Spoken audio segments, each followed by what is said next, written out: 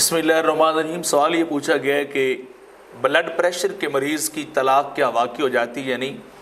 تو اس کا جواب جو ہے وہ علماء نے 3 صورتوں میں دیا ہے کہ اگر کوئی شخص انتہائی غصے کا مریض ہو، بلڈ پریشر کا مریض ہو، تو اس کی 3 صورتیں بنتی ہیں۔ فتاوی شامی کے اندر لکھا گیا ہے کہ انه علی ثلاثه اقسام احدها ان يصله مواد الغضب بحيث لا يتغير عقله ويعلم ما يقول۔ کہتے ہیں غصے کی پہلی حالت یہ ہے کہ اس غصے کے ساتھ یا بلڈ پریشر کے ساتھ انسان کی عقل جو ہے وہ متغیر نہیں ہوتی، وہ مغلوب نہیں ہوتی، اور بندہ جان رہا ہوتا ہے کہ وہ کیا بول رہا ہے اور ارادتاً بھی وہ بول رہا ہے۔ تو ایسی غصے کی کیفیت کے اندر اگر کوئی طلاق دے گا تو اس شخص کی طلاق جو ہے واقع ہو جائے گی۔ 1 دے گا تو 1، 2 دے گا 2، اور 3 دے گا تو 3 طلاقیں واقع ہو جائیں گی، اور عورت اس کے لیے ہمیشہ کے لیے حرام ہو جائے گی۔ مغلظہ وابن کا رجوع کا کوئی جو ہے وہ صورت باقی نہیں بچے گی۔ اور دوسری صورت یہ لکھی گئی کہ ان یبلغ النہایہ فلا یعلم ما یقول ولا یرید فهذا لا ریب انه لا ينفذ شیء من اقواله۔ دوسری غصے اور بلڈ پریشر کی صورت یہ ہے کہ کوئی بندہ اتنا غصے میں آ جاتا ہے کہ اس کی عقل بالکل ہی معاف ہو جاتی ہے، مغلوب ہو جاتی ہے، جذبات کے تابع آتا ہے، اور اسے پتہ ہی نہیں ہوتا کہ وہ کیا کہہ رہا ہے، اور اسے اپنے اقوال بعد میں جب وہ کچھ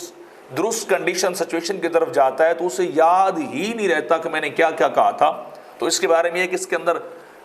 اس صورت کے اندر کوئی شک نہیں کہ اس سے کوئی طلاق واقع نہیں ہوتی، یا کوئی کلمہ اگر وہ اور بھی غلط بولتا ہے تو شرعاً اس کا کوئی اعتبار نہیں ہے، کیونکہ اب وہ مغلوب الحال ہے اور مجنون بن چکا ہے، اور مجنون کا کوئی اعتبار نہیں ہوتا، یعنی پاگل کے اقوال کا کوئی اعتبار نہیں ہوتا، شریعت کا حکم اس کے اوپر نہیں لگتا۔ اور تیسری صورت بیان کی کہ من توسط بین المرتبتین بحیث لم یصر کالمجنون، کہ ایک آدمی کو غصہ آتا ہے لیکن عام غصے، نارمل غصے سے زیادہ غصہ آتا ہے، لیکن غصہ اتنا ہے کہ وہ مجنون نہیں ہوتا، لیکن غصہ اس کو بہت زیادہ آ جاتا ہے، جو اس کا پارا چڑھ جاتا ہے اس کا،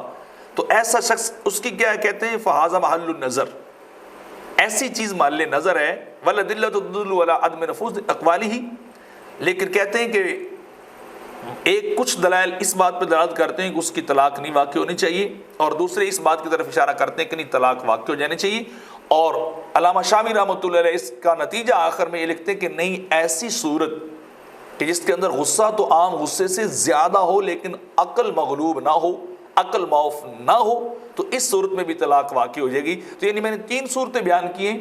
2 صورتوں میں طلاق واقع ہو جاتی ہے اور تیسری صورت میں طلاق جو ہے واقع نہیں ہوتی۔ تو لہٰذا اگر تو وہ شخص قائم الہوش ہے، ہوش و حواس اس کے باقی ہیں،